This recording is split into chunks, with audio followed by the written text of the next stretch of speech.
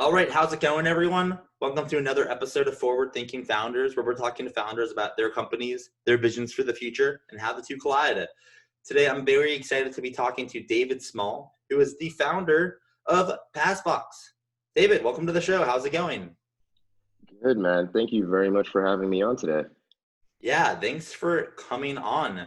I think if this is correct, and it might not be, but based on my memory, this is the first product in the kind of security type just realm that I've ever had on the podcast. So I'm really excited to dive in to what you're working on. Sweet. That's exciting to hear. Yeah, and kind of with that, for people that don't know what Passbox is, can you kind of dive into what you're working on?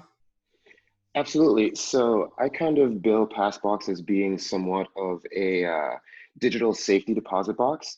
And by that, I'm essentially building it out to sort of make it easy for you to be able to transfer control or access of your digital accounts and or data in the event that something happens to you.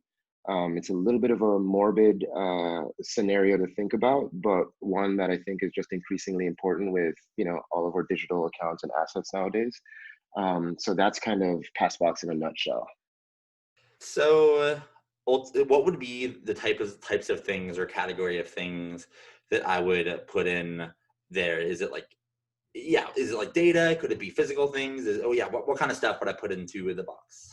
Sure. So to start, as of right now, how I kind of envision it or how I have people think about it is, for instance, if something were to happen to, okay, I'll kind of go into the origin story. So a while ago, I bought my first motorcycle, and thankfully nothing happened to me or anything like that. But one day I was just in my living room by myself and just randomly had the thought, like, wait a minute, if something happened to me on the bike, I kind of would love for my mom, for instance, to have access to all of the photos I've taken of her family and stuff throughout the decades. Currently, I'm the one that manages that, so it'd be nice to have her be able to get into my Google Photos and get access to that stuff. Additionally, I'm thinking, it'd be nice for, let's say, my mom or my friends to have access to my Google contacts to be able to contact people as needed. Or if someone were to be able to get into my iPhone to just sort of, get access to whatever it is I may have there. I kind of think of Passbox as giving you sort of that secure layer of being able to only transfer that access if you're no longer available. And it doesn't even have to be death. It could be some sort of, medical situation of sorts, those sorts of things. So yeah, that's kind of like the And initial sort of thinking. yeah, well, this is really relevant, and we'll go into that in a second. But you're talking to a potential user here, I'll tell you why in a second. But before that, I guess something I might have missed is, let's say I become a user, and God forbid, I pass away tomorrow, like hypothetically. Mhm. How, I guess, does something trigger so then people finally get access, or if I guess, how does the How does access it work work? while I'm alive versus past? Yeah, absolutely, man. So the version that I have out today, right now, how things work is, if let's take you as an example. Let's say you sign up for Passbox today, create an account, and you just give us, the credentials for certain accounts that you want for someone else to have access to. Well, let's actually, before we Yeah, use me as an example, let me sure. actually tell you the way that I would actually use Passbox, and we can use it in Hmm. like real life, because it's actually really relevant. It's like something actually I need. So I'm pretty public about this on Twitter, but I have a medical condition where every so often, it's called Klein-Levin syndrome. But every so often, I'm sleeping for prolonged periods of time and kind of like out. I'm just like, I don't go to work. I don't do anything. I sleep, and it's pretty gnarly. I don't necessarily want to go into the details of it, but there are times where my girlfriend or my mom or someone needs to get access to things, and I don't Hmm. give it to them because I'm kind of out. So this is Hmm. actually pretty relevant to like I would use this. So like, in that, are you able to kind of answer the question with the knowledge of that I could actually be a customer? I probably will be, because this is like literally solves a huge ass pain point for me. Hmm. So considering your use case, I think it sounds as if it's a little short term for how I'm thinking of things, because In the case that Passbox is addressing this sort of space, we're thinking in the sense of someone being, it's a sensitive topic to deal with because, for instance, if I'm on an airplane for 2 hours, right? Or let's say an airplane for 8 hours going to Europe or something like that, most people aren't going to want for someone to be able to take advantage of them being offline as they're going across, the Atlantic or so, to then be able to gain access. So for the timelines that I have set up for people to gain access, currently it's set around the time of like 1 day, 5 days, or 7 days, or something like that, which I can And then as the configure in the timeline, future. what's Yeah. that a timeline of like 1 day, 5 days, 7 days after event happens, after death, after accident, etc.? So for this current version, how it's set up is, if you sign up for the app, you give us certain credentials that you want us to lock down, and then add, your girlfriend to it. What would happen is your girlfriend would then be invited to the application. She knows that she has an account. She can log into her account and request access. So if you don't deny her request within the period that you set up for your account, then she's essentially invited to give the passcode that you would have given to her to unlock the data so that she can see what it is that you put in your Passbox. And is this it probably it sounds like the way that it's built may not be. I know I'm actually really interested because this truly, if it does what I think in my head, it like solves like a massive problem. Like, is it something that can transfer states? Like not physical states, but what I mean is, let's say I am out for like a month, and Hmm. someone like my mom and my girlfriend or my dad, someone needs access to my stuff, and then let's say I get better because I didn't die. I'm just back from what I have Hmm. going on. Sure. And then let's say like 2 years later, something else happens. Is it able to transfer like back and forth, or is it a one-time binary happening? No, so, should the short answer is yes, you can transfer states. And you would be able to log into your account after someone's been given access and then revoke their access. So essentially, effectively resetting it. And if they want access again, they request it, and the grace period or wait period gets activated again. At least in this current first version, yeah. And this is so interesting, honestly. Just like, so I'm curious. I know my use case, but I feel Uh-huh. like you. I'd love to hear about your go-to-market. Like, who is your who's your persona, and how do you Hmm. convince them to use this? I'm very intrigued, Yeah. kind of in that. So the first thing that I'll definitely say is I that is all under development right now. And one thing I found sort of interesting is the scenario that I gave to you. In my case, as a single individual, like no one has access to my laptop, iPhone, whatever, financial accounts or knowledge of all of my financial accounts. So for me, um, I think it's interesting because I could lay this out as like a simple app that I would configure for myself and my mother. And on the flip side, she could do the very same thing for me. And that's something that I think is somewhat unique and interesting about this. And alternatively, something I've been thinking about is getting into contact with, insurance providers, estate lawyers, and seeing, sort of exploring what the opportunities are there, whether it be like some sort of like revenue share or white labeling or something along those lines. These are things that I'll sort of be investigating over the next couple of months, um, because they are already in the space dealing with the sort of like estate planning, end of life sort of businesses. So yeah, things that I'll be checking out. Yeah, definitely. This might be left field for you, but like, have you ever Yeah. considered, like, have you considered more of the non-death, but like just health related things, like specifically mental health? Like, have you considered the mental health persona of people that deal with things and sometimes need help, but sometimes don't? I haven't, and that sort of ties a little bit back to the condition you have that you mentioned, where sort of giving conditional access to things, that's, or temporary access, I should say, isn't something that I thought about before, but it's definitely worth exploring, like how I would go about doing Well, because the thing that here, I mean, like, I won't make this like about me because it's about your that. product. But the thing, this is like honestly pretty mind blowing because I had this problem. I've had this challenge with with my illness where I go into in we call them episodes, but Hmm. no one knows that I'm in an episode, and it takes like almost like 5 or 6 days, at least in the past, for people to realize I'm like I'm out, like I'm going through this thing, and what I think is super fascinating about this is people only get access if there isn't a response saying don't Hmm. access, which literally for someone in my use case tells people when something's wrong and then gives access when things are, I mean, that's bloody brilliant. Honestly, like, I mean, offline we should totally talk about this because I feel like you have a huge persona in the not death world, but in the world where sometimes, you know, you need some help, but not all the times. Yeah, exactly. And like even just as you're mentioning it, I'm thinking of sort of a scenario where maybe there's an iteration where there's sort of like a light API of sorts, where let's say this person gets access, but maybe not direct access, and there's certain things or features or functionality that they can execute on your behalf, so to speak. It's interesting to think about for sure. So I have some more questions, more about the product, but like, what are some of the things? And I actually asked this in my first question, but now that I understand it under like a different light. Like, what are the types of stuff I put in? Could it be like documents, passwords, files? Like what do I put in if I Yeah. you know yeah, what do I put Yeah, in? so the first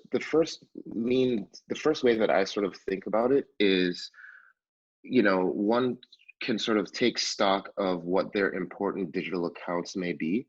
So let's say, for instance, that you have, different recurring payments for things. You can sort of either list that out and or include those accounts so that your loved ones, your trusted users, whoever they may be, can know about them, number one, and be able to stop them.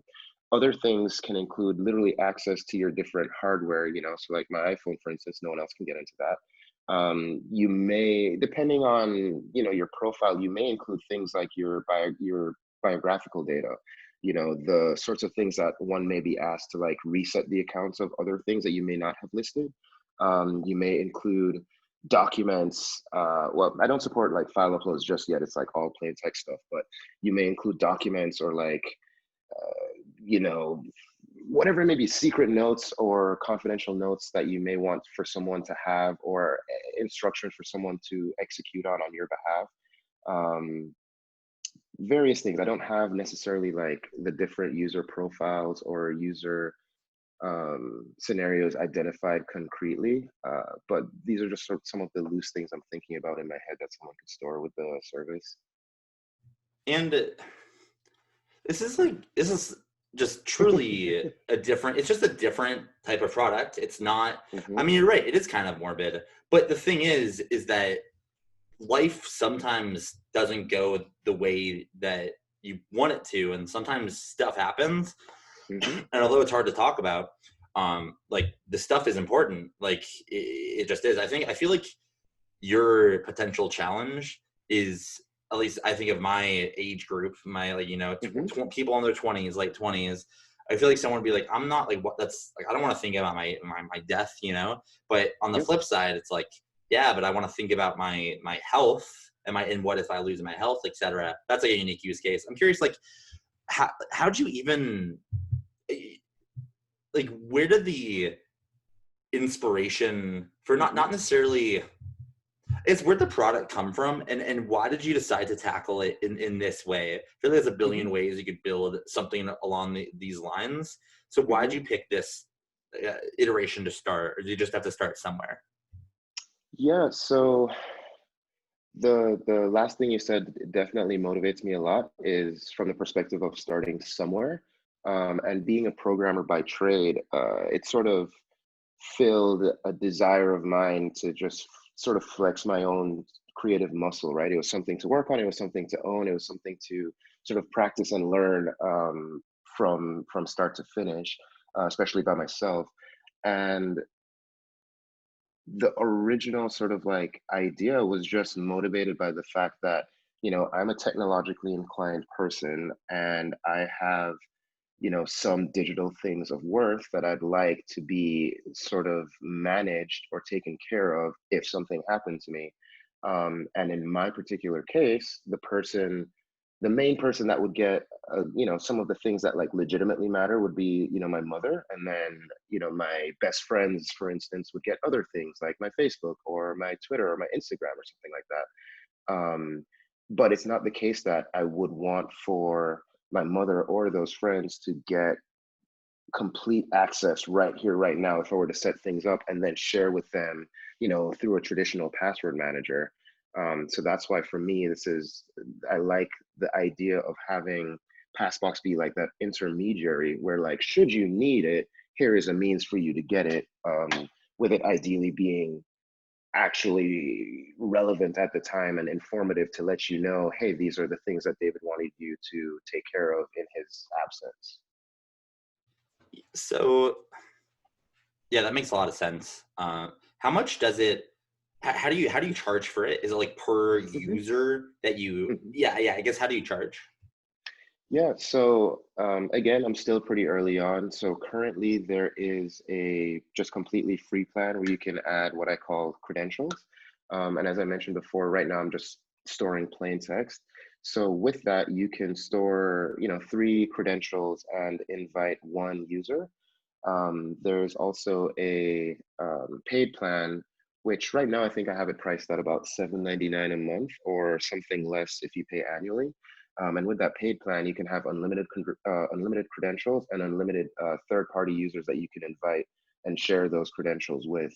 And then one thing to mention is that these credentials you can group so that someone may get access to only a particular subset, and then someone else can get access to the rest or whatever it may be. So you may have, a business partner getting certain accounts that you manage, while your mother, girlfriend, husband, whoever gets the other things, the utility accounts, or I don't know, whatever it may be, the iPad password and such. For what it's worth, Hmm. at least in my persona, you could probably charge like 10 times that. Literally, because the thing is, I think someone wouldn't pay. I feel like someone wouldn't pay $100 a month. I mean, like maybe someone wouldn't pay a massive amount if it was just in case. If like didn't know, like it's oh what if. Hmm. But if I mean, it's just specifically my persona. But if you know that you deal with shit and you're gonna deal with shit, in the future, just like you've dealt with shit in the past, like literally like a tool. Like, I'm not kidding. Like I want to be a customer the moment after we get off this phone. Like I'm not even joking. Like a tool like this is insanely valuable to when you already know you need something like that, but nothing really exists. Like, like I don't think you understand. Like there's like for a group of people, this is it's legendary to be honest. How do you? I mean, how do you think about how to spend your time now? Like you say you're early, but you have a Hmm. product. Like I guess Hmm. where are you now? If you can describe it, you don't have to go into numbers and traction, but like just to get to like put a flag on where you are, in the process. Where are you? And then how do you think about spending your time every day? What do you work on the daily? Yeah, so that's a very good question and very timely for me, actually. So I would say that I am, I guess, late stage MVP in the sense that, I've built something that's completely functional and it does what it says it's going to do. No questions there. However, I'm looking forward from here onwards to refine it, to make it not look like it was designed and built out by a programmer, um, and also just make it more attractive to just the non-technical crowd, right? And in terms of how I determine how to spend my time, what's kind of interesting is that I'm actually in the last week of my full-time job. So from moving on from this week, I'll definitely have more time to sort of decide, you know, how I'm going to go about executing, thinking about how to improve the design. I also have a plan of rolling out a varied version of the, I guess, access model, one that functions more like a dead man switch, so that you, instead of inviting someone to your account, they would not know anything about you giving them access. And then you have this sort of ping that you respond to on some sort of frequency. And if you miss a certain threshold, above a certain threshold of pings, if you miss it, then that person will be invited and be able to get access to your data that you've stored. So this stuff is going to be completely greenfield for me in terms of being able to spend as much time as I want on this. And I don't know if I mentioned this earlier, but I'm also a solo founder, so I'm the only member of the team at the moment. So it'll be interesting to see just, yeah, I'll be actually learning as I go in terms of how to spend my time in terms of building and then doing the research and figuring out potential partnerships and figuring out my go-to-market especially. But in general, I would just say I'm at late stage MVP, and I've been fortunate to have started the company around the same time that Y Combinator's startup school had taken place, and subsequently got a grant from them. So that's super encouraging. So yeah. Is the grant what allows you to go full time? Was that the trigger? What was the event that made that possible? Yeah, so it's something I've been thinking about for a little while. More so, not so much necessarily going full time on Passbox, but just sort of taking time for myself. And to give like a light history of my career, the company that I work for actually got acquired last year sometime. Actually, about a year ago. About a year ago. And at the time, I had spent about 5 years at that company. So for me, I'm just at a point of looking to do something new. And this chain of events sort of lined up where, you know, just thinking about the fact that I've spent 6 years in one organization that's done super well, it just seems like it's a good milestone or a good chapter to close to begin another one. And I'm just, yeah, the grant is definitely what helped push me over the edge, but it was something I was thinking about even prior to the grant in terms of just leaving the company to explore new options. And it's encouraging at this point just to think that, oh, hey, here's a nod of confidence from the Y Combinator group. So I'm just thinking, okay, let me sort of explore this and see where I can take it. So it's, no, it's not just the grant, but sort of where I am in life in general, I'd say. And if you don't mind sharing, Mhm. what was I mean, if I get this correctly, I know startup school, a lot of people participate. It's like an online, for people that don't know. Well, Yeah, actually, I'll let you explain. I mean, because you just did it. What is startup school? And yeah, does everyone get a grant? Like, I mean, just kind of explain sure. what that stuff is. Absolutely. So, Startup School is a Y Combinator provided online program, essentially intended to, it's completely free. Anyone can apply to get in. And by apply, I literally mean just, create an account and partake in the content. But it's essentially billed as a program to help build better startups. So every week, there are new lessons that are provided, just video courses uploaded for you to review. So they may talk about how to launch versus how to think about ideas for your company versus how to price your product. There are different course materials that are released that you can review, and then you get to participate in the forums about those topics or anything that you're facing as part of building your company. It also includes a weekly check-in, or two things: a weekly check-in where you sort of give an update on the progress you've made with your company, as well as a weekly group video session where you speak to other founders in the course and sort of go through pitching your product, getting feedback, and just having discussions about the process itself. So it's about a 10-week long course, if I recall. And the grant that was offered for 2019, or grants, right, the grant possibility or so, the idea behind it is that, or the criteria for it is that you would meet certain group video session attendance levels to qualify for the grant, in addition to needing to apply to Y Combinator's main program. But you can't do both. You can't apply to the main program and get selected and join that. You would have to not be selected, which is what happened with Passbox, for them to then consider you, I suppose, among that pool to determine, okay, hey, this subset of folks from the program, we as Y Combinator, want to see them continue on their journey. Here's $15,000 equity free for you to, continue to commit to building your product, or even potentially pivoting to something else if you feel the need to do that. So that's kind of like the backstory there. And you mentioned before we started recording that you feel, Y Combinator is like the most legendary institution that ever walked the face of the earth. That's all. That's like my biased opinion. Obviously, it's only been around for 10 years, but YC is like all of my interest in startups stems from YC, just like probably millions of other founders by this point, maybe tens of millions.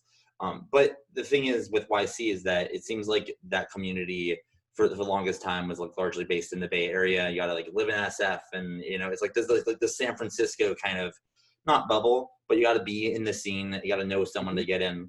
But you, as you mentioned, I think you mentioned while we were recording, like you live in Miami. You don't live in San Francisco. You literally live across the country, but you are being recognized by YC. They invested in you, not in the program, but like they gave you $15,000. That's huge. How do you feel about that? The fact that someone not in the scene can still kind of like get on the path and make it happen. In short, it's dope as hell. No, honestly, man, even the fact that I would say it's two things. One, the week before I had the Y Combinator interview, because I knew it was coming up, I was sort of motivated to quote unquote launch Passbox and ended up posting it to Hacker News, where it like actually managed to stay on the front page, peaking at like number 7 or 6 or something for an entire day.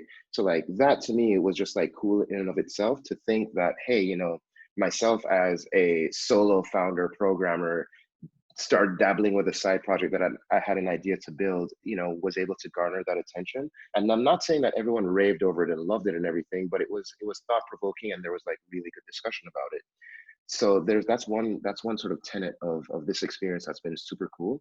The second thing is the fact that I was invited to interview. Like again, as we're mentioning, I'm outside of the traditional sort of like, Silicon Valley circles and whatnot. And that didn't matter in a sense. Like the product, I guess, was or is intriguing in and of itself to be worth consideration.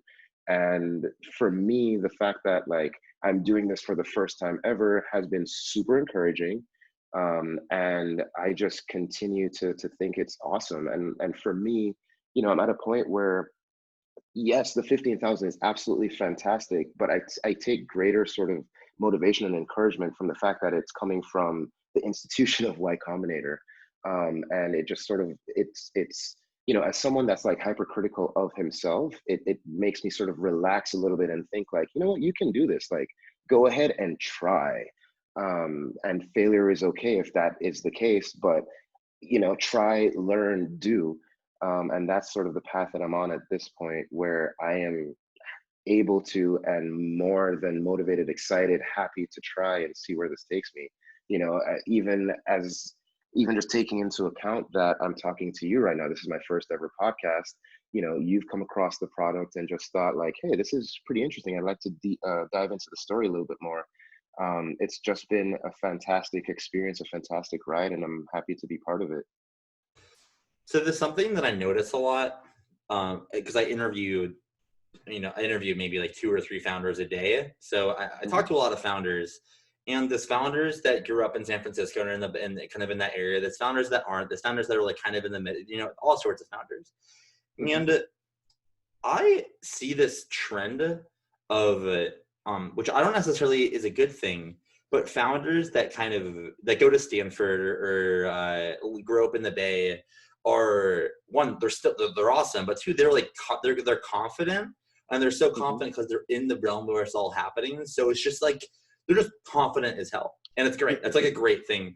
And when I talk to founders that are, including like people in Phoenix, like where I'm at, when I talk to founders outside of San Francisco, the confidence is 100% still there, but it's like a different kind. It kind of just like I'm doing my thing, and people like it, and that's great. But you're not almost like playing the game. You're just building a product. What do you have any just thoughts on that? I don't necessarily know what like question I'm trying to ask, but it's just like you're not trying to play a game. You're just building a product and people starting to like it. I guess here's my question. What would you say to people outside of the Bay that are building something that may not they may feel like they don't have an in. What would you say as someone who's starting to get in, but you're still kind of on the outside geographically? Yeah, I think I would summarize my suggestion as being to just try. And when I say just try, I mean in the sense of like, continue to build your product, continue to interact with online communities. So for me, those communities sort of involve like the Hacker News and Indie Hackers crowd, right?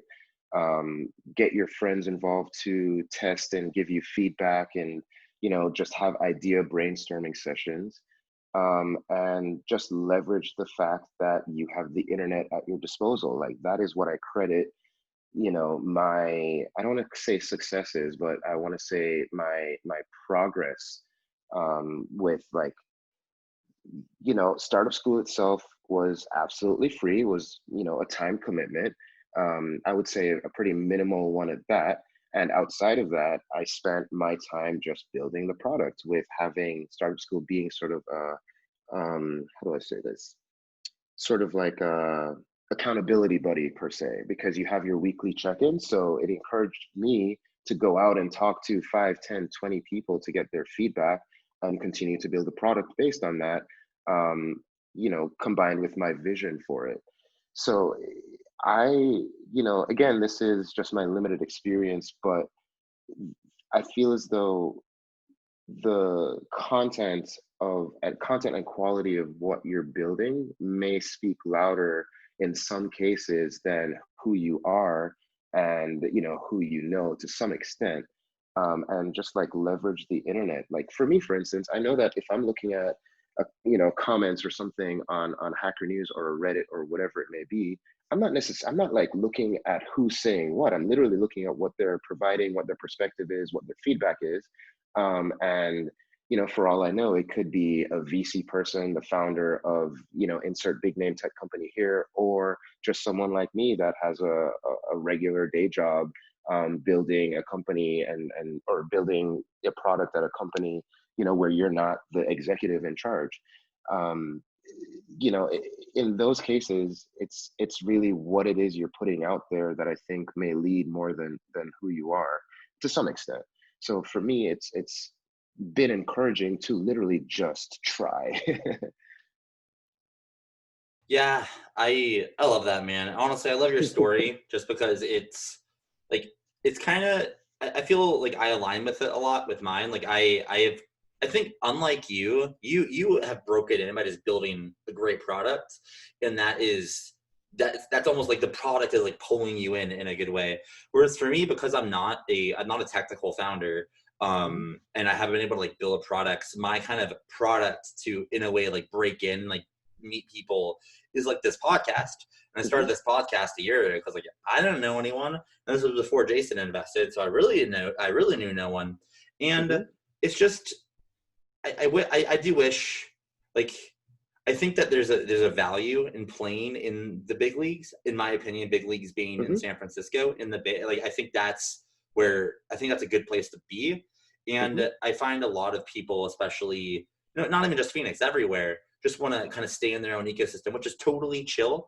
But the venturing out to the big leagues, I think, is quite interesting, and it leads to mhm. really interesting outcomes. And for you, it's led to $15,000 in grant money, and who knows what the future in the store, right?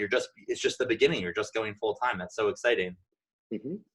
Yeah, and one thing that I think about with that is being able to blend the two, right? So for me, I actually enjoy whenever I go out to San Francisco, because it is a different vibe. You get more of that sort of, hyper tech environment where you're at lunch. And this may sound completely trivial and normal for some folks, but you are sitting at lunch at some normal, Thai restaurant or something, and you're overhearing conversations beside you about who invested in what and who's got whatever equity, and who left whatever company to go to something else. And that's like your everyday normal. That is not what I have in Miami, for better and for worse. And I just definitely appreciate being able to sort of like live outside of that sort of network and circle, and be involved or interacting with the less hypertech world, but being someone that is in it, I appreciate dabbling in that network and circle too. Something that people may not even realize or think much of is just being able to walk around when you're in San Francisco and you're seeing just the ads for like a Zoom or whatever all over the place, and like Amazon hiring or whoever company you respect hiring. And then you go to like a Miami or an Atlanta or something, I don't know, where you're not seeing those sorts of ads. Like the demographic or the people that they're targeting is completely different, for better and for worse. So like I actually personally just appreciate the blend of the two, where yes, you have the folks that may be hyper engaged in having all of partaking in like the DoorDash, Instacart sort of lifestyle, but then you're outside of that and may live in the suburbs where you're getting groceries on your own and you're going to a strip mall and this and that. So I value sort of like that balance on occasion.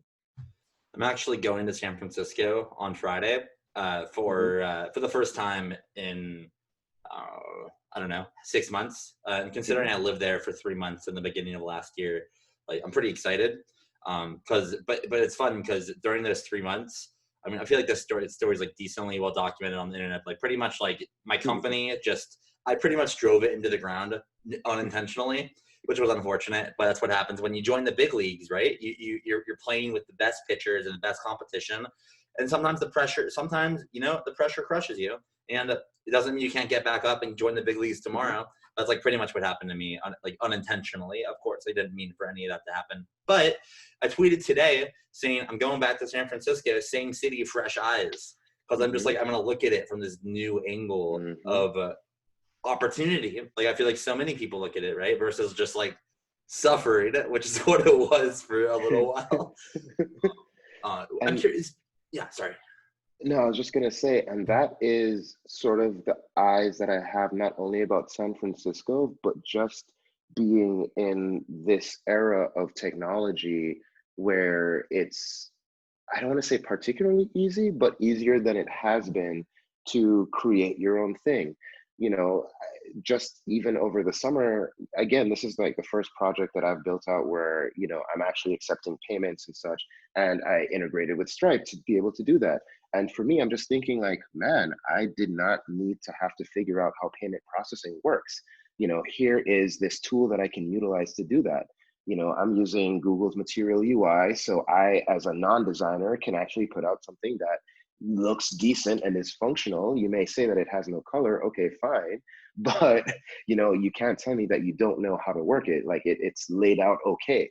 And that is how, in terms of like the same city fresh ice thing, I kind of, given my experience, just have this mindset of like, there's so much opportunity out there. Here I am, just willing to try to see like what I can leverage to sort of create value in this world, which is just sort of like how I'm looking at it overall, which is pretty cool. And I'm just grateful that people have been interested, whether it be to help test the app, to help me prepare for the YC interview, to even just respond to feedback from a rando that emailed you after you signed up, even though we've never interacted in our entire life. By the way, also shout out and thank you to those who did that for me. I really appreciate it. Um, it's been awesome, and I really look forward to seeing where the next month to 6 take me. Where do you see the next month to 6 months taking you? If you had to guess, Hmm. let's kind of go project into the future a bit, short term then long term. In 6 months, where do you think you'll be with the product and in life, and where will you be living? If you know, and then Hmm. secondary, what like actually I'll start there. Then the next question will be way out in the future. But for now, like, what does it look like 6 months from now? Um, Within those 6 months, I think one of the first things that I'll be tackling is investing in a logo. Um, so, that's kind of like one of the first things I think. And it's silly, but it's just something where I've just wanted to make this increasingly become more real of a company and product. And that also will lead into sort of making it more approachable of a user, experience and interface. So the product works. Now I can take some time to dress it up a lot more, whether it's like explainer videos or even just being able to better have someone like you or anyone else be able to personally identify like, hey, what kind of user bucket do I fall into? How would I use this app? Here are the sorts of things that would would entice you to purchase, because you want to be able to give this access to these people in these scenarios.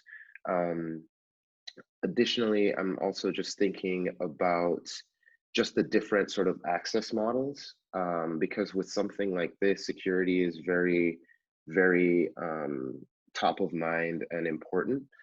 What else am I thinking about with this? Yeah, just things like being able to onboard a lot better. I have no formal onboarding now, so it's sort of like creature comfort, so to speak. And then also exploring partnerships, man. Like I've been very fortunate to have um, someone who I contacted on Twitter who is sort of like in the estates, um, sort of like estate law space, Megan Yip. And she's been a very good sort of like unofficial advisor slash sounding board for me to sort of navigate and understand sort of how this digital estate planning world sort of works right now, and why or why not previous companies have failed. So I'm sort of just taking it day by day and looking to build this as efficiently as I can, especially leveraging the fact that I'm a programmer myself, so I don't have to necessarily hire for that right away. So yeah, just seeing where I can get partnerships and continue to build the product out. One potential partnership for you is the Mhm. Klein-Levin Syndrome Foundation. I swear there's we can talk about it offline, but there's massive ops in this specific neurological illness, like big time. I am Um, super looking forward to digging into that some more. I'm very yeah, curious. well, it's. I mean, it's very rare. So like, I wouldn't necessarily say it's like a giant, like a huge ass market for you. But every single person, literally, I bet you every person that has KLS, which is what I have, would put down Uh-huh. $8 for this. Every single person, because we're all looking for it. Like literally, I wish this. Like you think I might be joking. Like I'm like just excited for no reason. I'm literally gonna give you my credit card number right after we hop off this podcast, and so will all of them. So we can talk about that later. But the uh, the last question, or one of the last questions I have for you is, Yeah. now if you have to go big and think, let's say you get into YC, you raise $1 billion from, like 100 million from Sequoia, not too much, but like Hmm. you just are growing Not too much. massive. Oh, well, I mean, like with SoftBank, I feel like some people are raising too much and they just all die. So I just don't want you to die. So like, let's say you raise like a good amount, like 100 Okay. million from the best, and you're just scaling the fuck out of it. What does it look like Mhm. in a decade?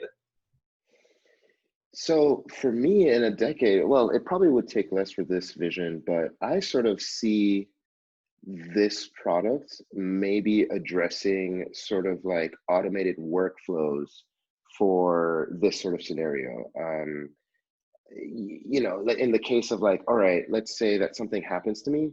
Okay, now, my crypto accounts will execute whatever trade to some sort of third party.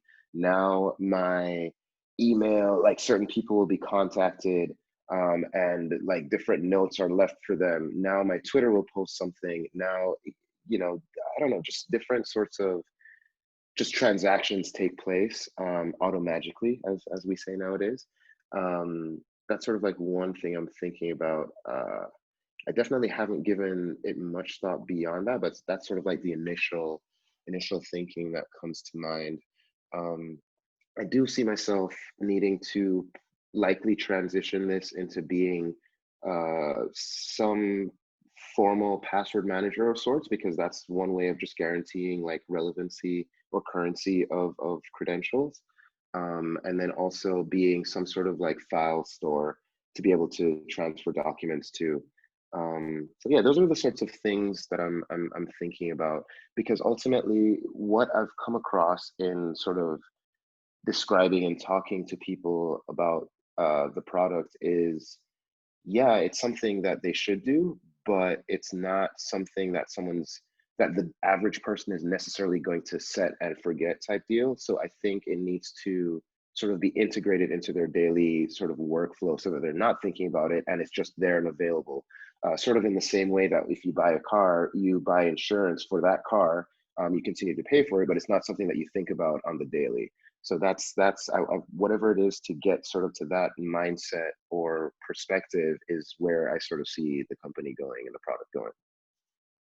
And to make that vision happen, you're gonna need some help along the way. It sounds like you've already gotten some help, but you got a long road ahead of you, an exciting road, and any help you can get is ideal, just like with any startup. And you got a bunch of people listening to this episode that know the question is coming, which is how can the thinking founders community help you? You got all these listeners that they're probably jazzed on what you're building. So what's an ask that you have for us? Yeah, so I've done my research and I knew this was coming, and I had some time to think about it. And just being pretty self-aware, I would say my ask is knowing that I come from a technical background. I am currently, a solo founder working at this. I'd love to hear from folks, what are some of the blind spots that I may not know that I have, looking at things from more of a technical and or product lens. So I definitely would love to hear thoughts on what, my go-to-market strategy should look like. I'd love to hear thoughts on, just how do people sort of address this today, if they address it at all. And, any possible ideas for pivots they think I should take. All right. Well, I think your product is brilliant. Congrats on the success. Congrats on startup school, and just keep up the good work. I'm looking forward to seeing what happens with this, and looking forward to hopefully becoming a user. Yeah, you and me both, Matt. Thank you. Thank you again for having me on. This has been an absolute pleasure and my first podcast ever. So thanks for that.